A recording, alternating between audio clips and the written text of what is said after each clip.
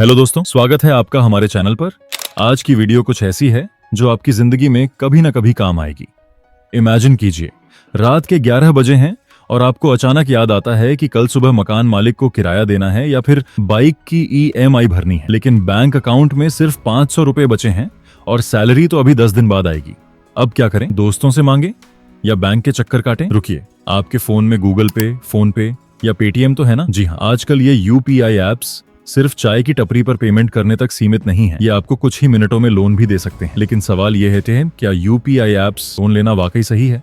क्या ये आपकी जिंदगी को आसान बनाएगा या फिर कर्ज का जाल बुन देगा? इस वीडियो में मैं आपको UPI लोन के सारे फायदे और नुकसान एक एक करके आसान भाषा में समझाऊंगा। साथ ही कुछ सुपर टिप्स भी दूंगा ताकि आप स्मार्टली लोन लें और बाद में सिर न पकड़ें। तो अगर आप चाहते हैं कि आपके पैसे के फैसले हमेशा सही हों तो वीडियो को लाइक करें, चैनल को सब्सक्राइब करें और बेल आइकन दबाएं। चलो शुरू करते हैं। सबसे पहले समझते हैं UPI एप्स से लोन होता क्या है। UPI यानी यूनिफाइड पेमेंट्स इंटरफेस भारत का वो जादुई सिस्टम है जिसने पेमेंट को इतना आसान बना दिया कि चाय वाले से लेकर मॉल तक हर जगह QR कोड स्कैन करके पेमेंट हो जाता है।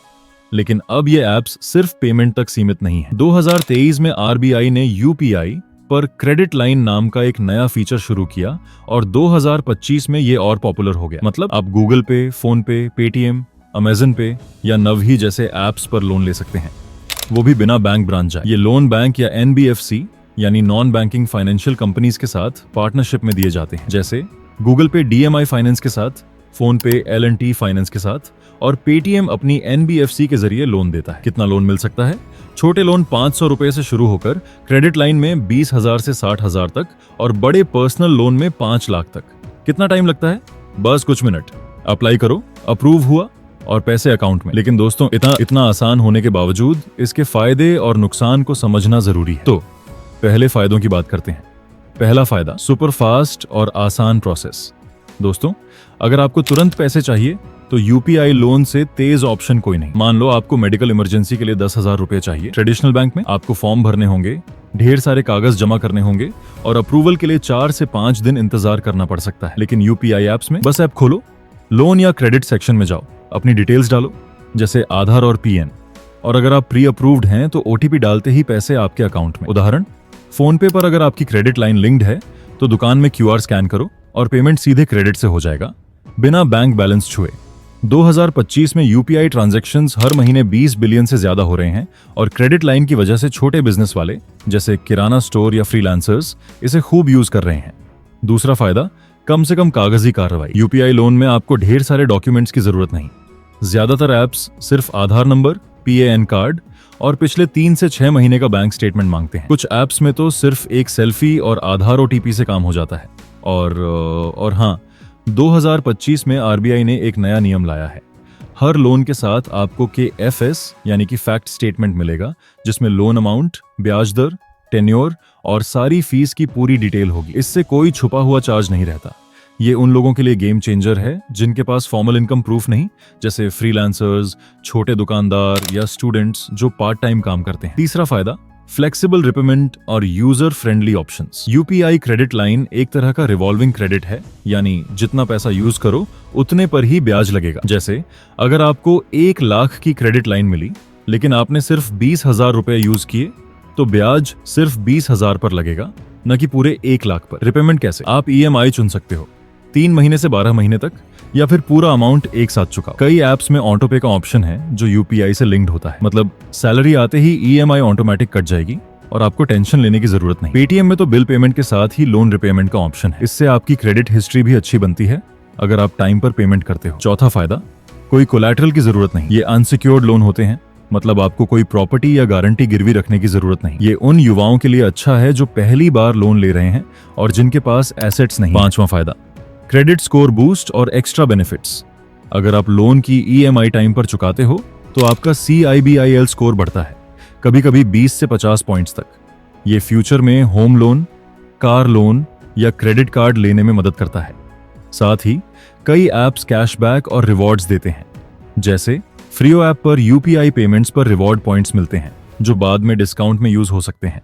और हाँ, ये सर्विस 24 घंटे 7 दिन उपलब्ध है, चाहे रात के 2 बजे हो या सुबह के 6 बजे। अब चलिए नुकसानों की तरफ मुड़ते हैं। क्योंकि हर चीज के दो पहलू होते हैं। पहला बड़ा नुकसान, high interest rates. UPI apps से मिलने वाले लोन की इंटरेस्ट रेट आमतौर पर 12% से शुरू होकर 30% या उससे ज्यादा तक जा सकती है, जो बैंक के पर्सनल लोन से ज्यादा होती है। उदाहरण के लिए, अगर आप 10,000 का लोन लेते हैं और इंटरेस्ट 30% है, तो आपको काफी ज्यादा चुकाना पड़ सकता है। अगर आप EMI मिस करते हैं तो लेट फीस और पेनल्टी और बढ़ जाती है। दूसरा नुकसान, ओवर स्पेंडिंग का रिस्क। क्योंकि लोन इतना आसान मिलता है, लोग बिना सोचे समझे खर्च कर देते हैं।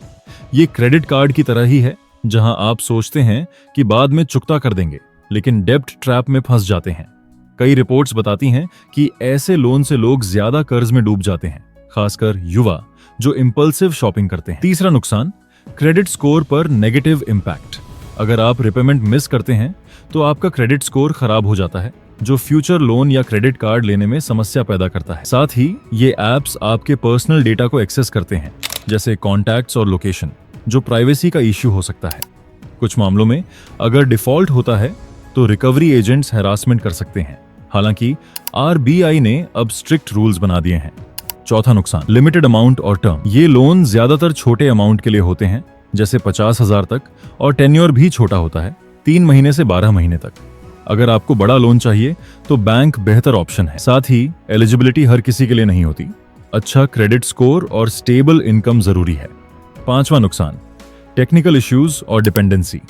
ये ऐप्स इंटरनेट पर डिपेंड करते हैं। अगर नेटवर्क प्रॉब्लम हो या ऐप क्रैश हो तो लोन प्रोसेस रुक सकता है। साथ ही कुछ ऐप्स में हिडन चार्जेस होते हैं, जैसे प्रोसेसिंग फीस, जो पहले नहीं बताए जाते। तो क्या UPI से लोन लेना सही है? दोस्तों, इसका जवाब है सिचुएशन पर डिपेंड करता है। अगर तुम्हें अर्जेंट पैसे चाहिए, जैसे 10,000 से 50,000, और तुम्हारी इनकम EMI कवर कर सकती है, तो UPI लोन लाइफ सेवर है। लेकिन अगर तुम बिना प्लानिंग के शॉपिंग या लग्जरी के लिए लोन ले रहे हो तो ये तुम्हें कर्ज के जाल में फंसा सकता है। मेरी सलाह, इन टिप्स को फॉलो करो। टिप नंबर 1, हमेशा के FS पढ़ो, ब्याज, फीस और टेन्योर चेक करो। टिप नंबर 2, अलग अलग ऐप्स की ब्याज दरें कंपेयर करो, जैसे मनीव्यू या क्रेडिट्स भी ऐप पर। टिप नंबर 3, सिर्फ उतना लोन लो जितना जरूरी हो। क्रेडिट लिमिट का 30% से ज्यादा यूज मत करो। टिप नंबर 4, EMI को अपने मंथली बजट में फिट करो और ऑटो पे ऑन रखो। टिप नंबर 5, फ्रॉड से बचने के लिए सिर्फ RBI रजिस्टर्ड ऐप्स यूज करो और SACH-ET पोर्टल पर चेक करो। अगर आपको ये वीडियो पसंद आई तो कमेंट में बताएं कि आपने कभी UPI ऐप से लोन लिया है या नहीं। लाइक, शेयर करें और सब्सक्राइब करना ना भूलें। अगली वीडियो में मिलते हैं कुछ नई फाइनेंशियल टिप्स के साथ। धन्यवाद।